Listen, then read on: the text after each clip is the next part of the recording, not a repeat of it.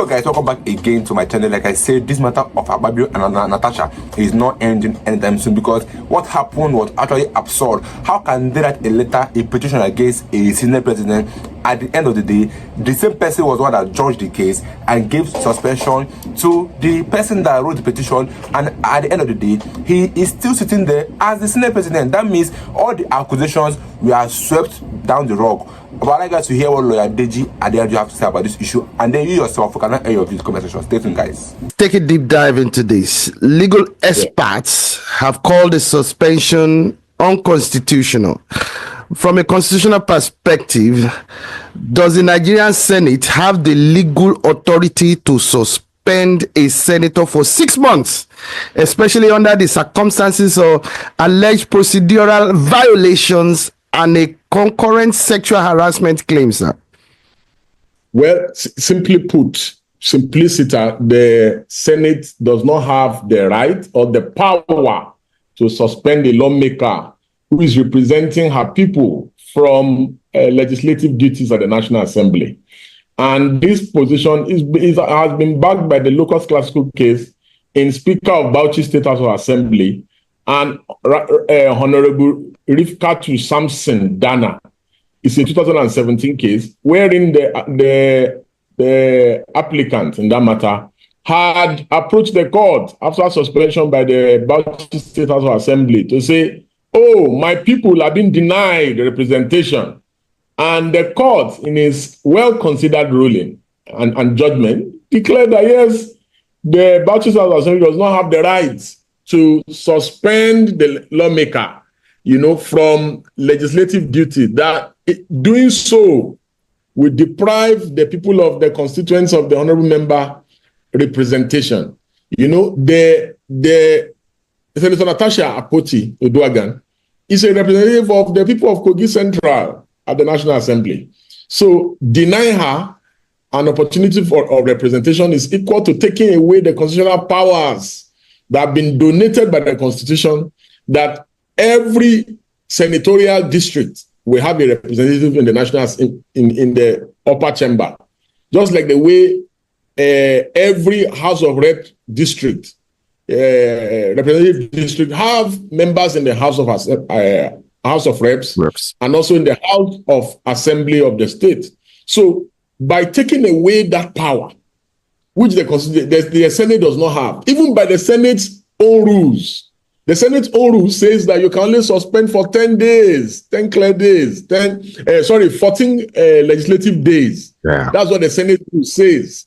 You understand? And that Senate rule has been declared to even be inconsistent with the Constitution, because it is the Constitution that gives power. It is the Constitution that gives power to the legislature, to the executive and the judiciary. And all legislative powers that have been donated by the Constitution is encapsulated in the Constitution. So any law or any rule so made that is inconsistent with the Constitution is null and void to the extent of its inconsistency. So the Senate rules cannot be more pronounced or more prominent than the Constitution of the Federal Republic of Nigeria, and then as amended. And the Senate rules is not at large. You cannot just become more powerful all of a sudden, more than the Constitution of the Federal Republic of Nigeria, or more than the decision of courts. And the most painful aspect of this is that while the Senate Committee on Ethics, was presiding over the suspension debate of Natasha Akpoti, there was already a positive order of court. There was already a positive order of court barring them from taking further steps until the substantive motion of notice, which was before the court is determined. But the Akpabio Senate, the Akpabio stamp Senate, that have no regard for the people of Nigeria, that have no regard for the people of Kogi Central, that have no regard for even, decided cases on this same subject matter, went ahead in flagrant contravention and disregard for that Federal High Court judge ruling, ex parte ruling, barring the committee as a whole from taking any further step, went and endorsed the recommendation of the committee, which is a flagrant abuse of court process. It's a flagrant disregard of the rule of law, because The court, several in a plethora of cases, the most notable, which is Ojukwu and Lagos State government, has said that it is the government that needs to obey the rule of law more than even the citizens. That because they cannot govern without the rule of law. So when the Senate of the National Assembly, they're supposed to know the law, know the rules, obey court judgments and pronouncements, when they flagrantly disobey the law, or they are not abreast of the law, because how can they suspend her for 6 months when their own rule says it's 14 legislative days? That is on one hand.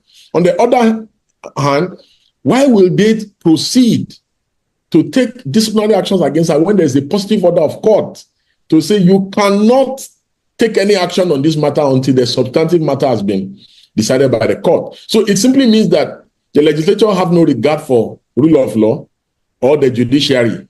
And among all the 109 senators that were present during the debate on the floor, nobody could point out the fact that there are already decided cases.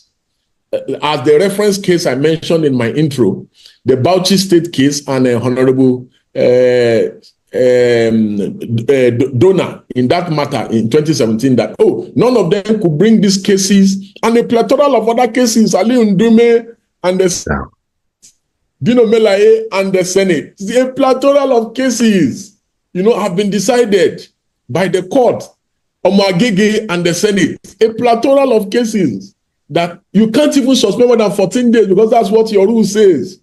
How then do you proceed? The most recent of the 2017 case, which is now even in line with judicial precedent, that's third decisis, by the Court of Appeal. The Court of Appeal ruling is more superior to the Ali Ndome and the Mwagege cases. Because the Court of Appeal now has made a blanket statement that you cannot even suspend. You cannot suspend a lawmaker. You cannot suspend a lawmaker entirely. That is what the Court of Appeal recent decision has said. Because doing so is depriving our constituents representation.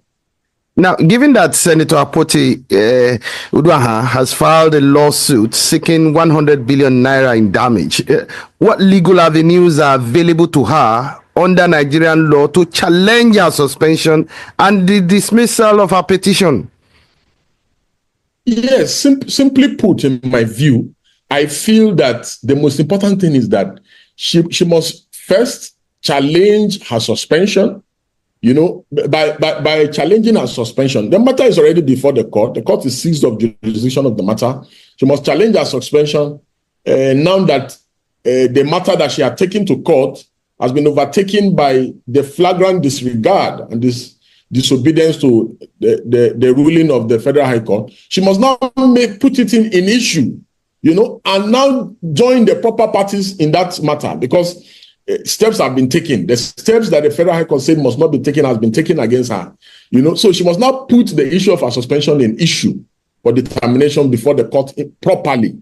She must now challenge the 6-month suspension vis-a-vis what the House rule says, that it can only be for 14 legislative days. Yeah. Additionally, she must bring about into issue again the 72 hours injunction that was given by the Federal High Court, because that must be an issue that, in clear disregard for the rule of this honorable court that was already seized of jurisdiction, the committee went ahead, deliberated on this matter. That's why the court issued a 72 hours injunction that they must not do so. That in flagrant disregard to the court, that the committee unanimously decided that I should be suspended.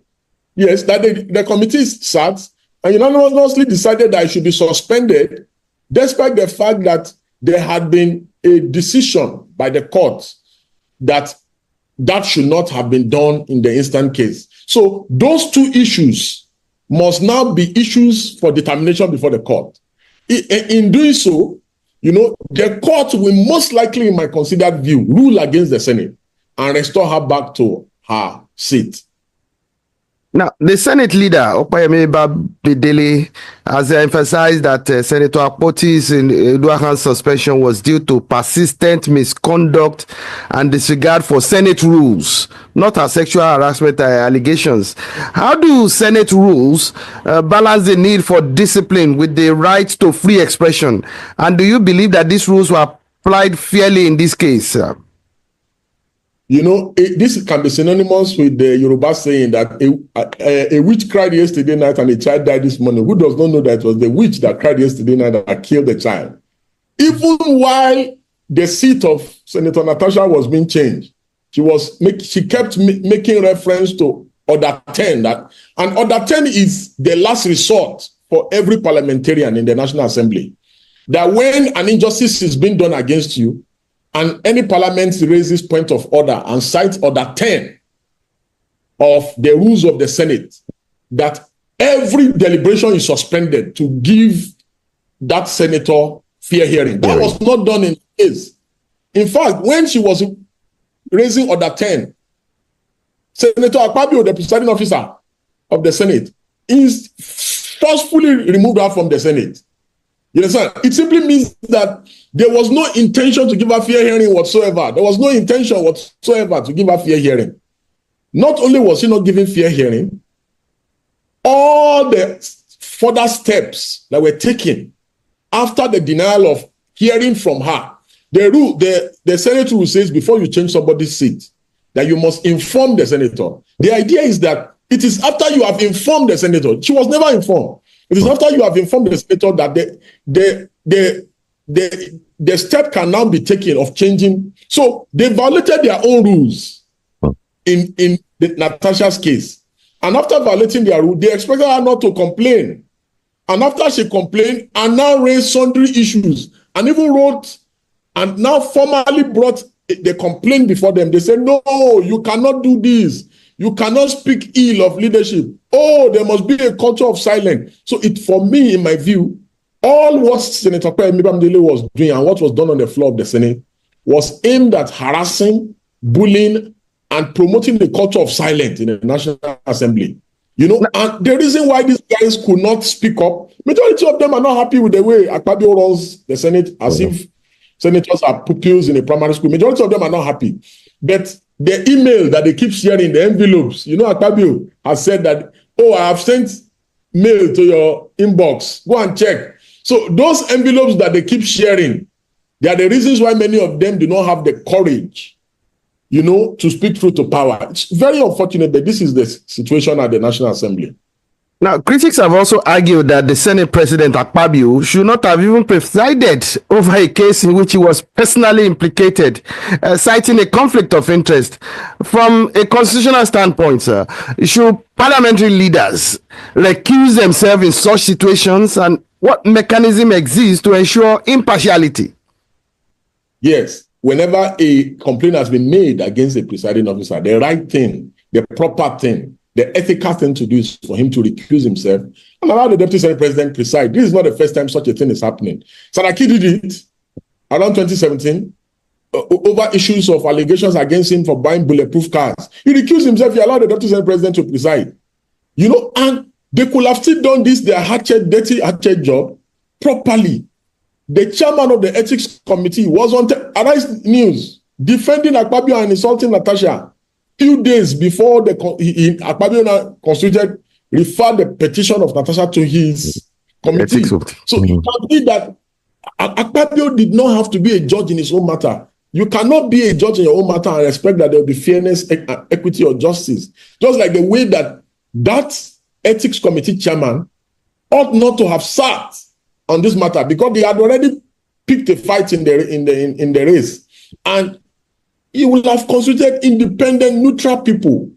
You know, at least there are four to five women in that Senate. Yeah. You'll have gotten some women involved in the committee. You have gotten some opposition people involved. Balance the committee and say, oh, I have nothing to hide. These allegations against me, they are not true. Please investigate me. But that was not done in the instant case. Unfortunately, this case has sparked protest and drawn international attention, with some arguing that it undermines Nigeria's democratic principles. How might the handling of this suspension impact public trust in the Senate and the broader political system? And what constitutional reforms could restore confidence in this regard? This case notwithstanding, the Nigerian public have zero confidence in their leaders. The Senate is considered an appendage of the villa. Exactly. They are saying more. Akpabio is saying more like an errand boy to Tinubu.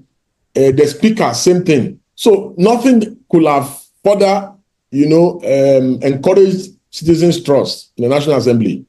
This is almost like a final nail in the coffin, because look at the comments of citizens from all across political divide. Even members of the APC are disgusted and disappointed by the show of shame in the National Assembly. Of course, the international community mocks us. Look at the reports, the international press reports that we have seen from Al Jazeera, BBC, and other international, even ABC in America. People have mocked, even South Africans are mocking Nigerians. You understand? How can you, the leader of the parliament, be accused of sexual harassment? And this is what you can come up with.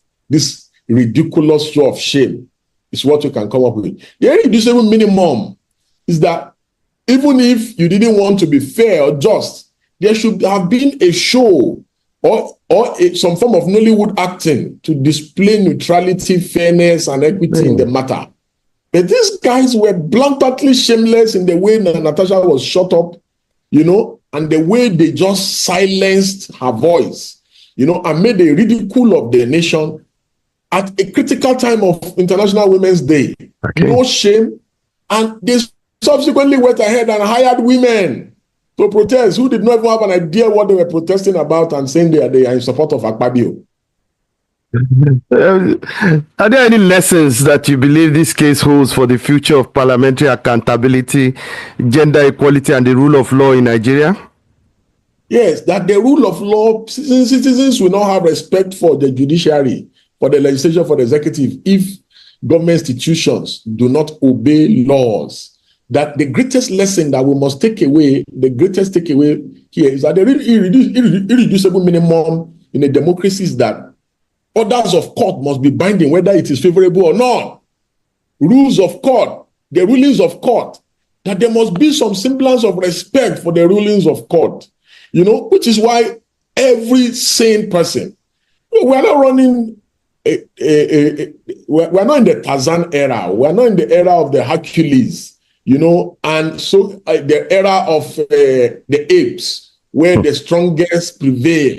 You understand? We're in the era of where rules and regulations should mean something. So if the legislature have no regard, for rule of law, why then should anybody obey rules of law? The issues around accountability is that leaders must be willing to explain. The most painful thing for me is that even if the allegations by Natasha were frivolous, at least allow a committee, a panel, to invite both parties. Allow her to lay forward allegations and bring witnesses or evidence, lead evidence. Allow Akpabio to cross-examine her. Allow Akpabio to defend himself. You understand? This all boils down to parliamentary accountability and promoting rule of law and accountability, within the political ecosystem in our country. But a situation where, you shut everything up, you promote a culture of silence, you bully, you harass the senator that has raised these salient issues, then you are not promoting accountability, and you are not ensuring that people have confidence in the system.